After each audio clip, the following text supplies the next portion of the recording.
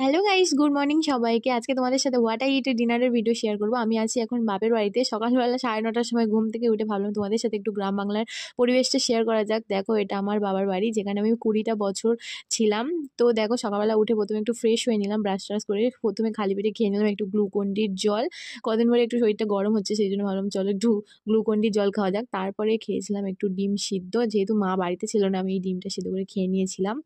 তারপরে খেয়েছিলাম আমার ফেভারিট এখানকার পরোটা আর ঘুগনি, যেটা আমার বন্ধুদের দোকানে, যেটা খেতে আমি খুবই ভালোবাসি। তারপর দুপুরবেলা খেয়েছিলাম লাঞ্চে এখানে মাছের ঝাল আর চিংড়ি দিয়ে ঢেঁড়স ভাজা, এটা খেতে ছিল দুর্দান্ত। তারপরে সন্ধ্যাবেলা খেয়েছিলাম গরম গরম চা আর সাথে ডিম টোস্ট মায়ের হাতে বানানো। আমি তো এখানে এসে শুধু একটাই কাজ, খাও আর ঘুমাও।